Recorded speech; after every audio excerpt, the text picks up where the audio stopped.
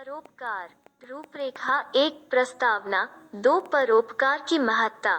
3 भारतीय संस्कृति का मूलाधार। 4 प्रकृति में परोपकार की भावना। 5 परोपकार से लाभ। 6 परोपकार का अर्थ। 7 सबसे बड़ा धर्म।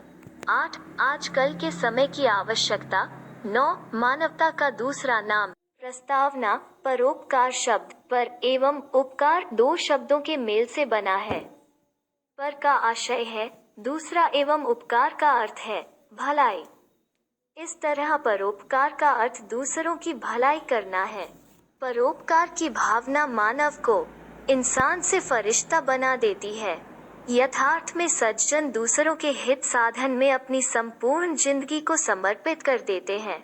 परोपकार की महत्ता।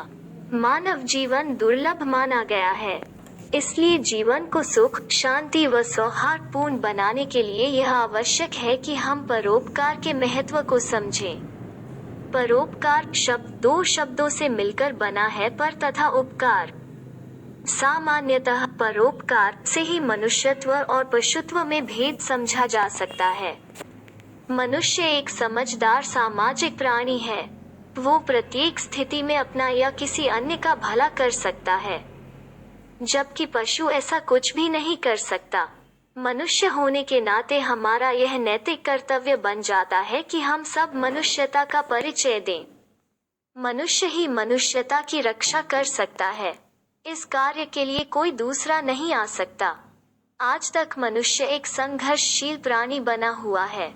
विभिन्न प्रकार की परिस्थितियों से उसका हर रोज सामना होता है।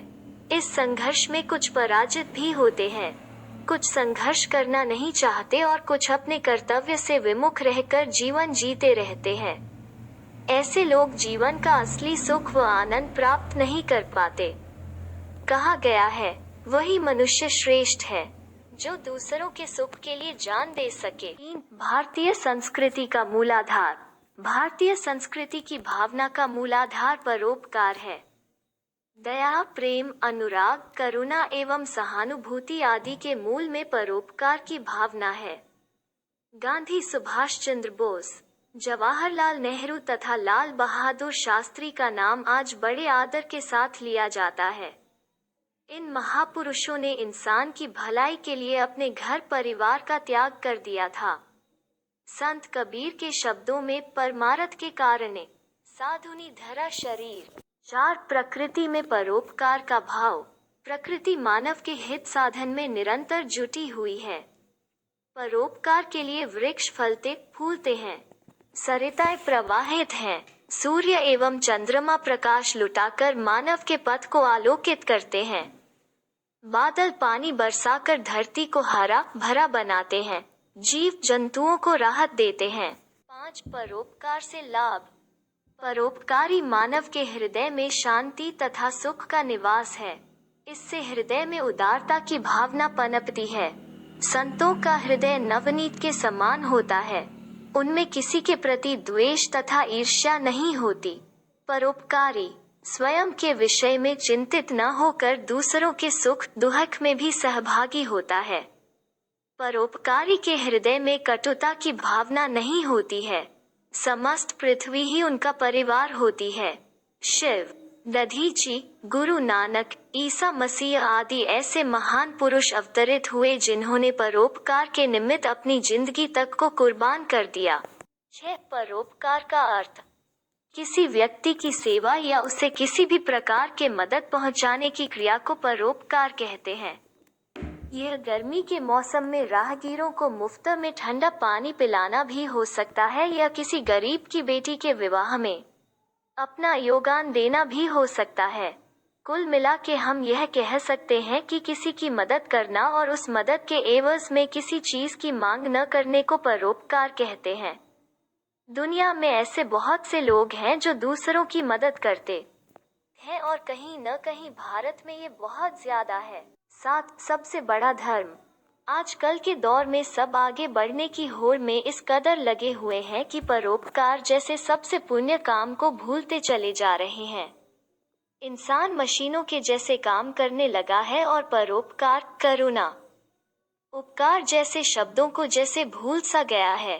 चाहे हम कितना भी धन कमा ले, परंतु यदि हमारे अंदर परोपकार की भावना नहीं है तो सब व्यर्थ है। मनुष्य का इस जीवन में अपना कुछ भी नहीं।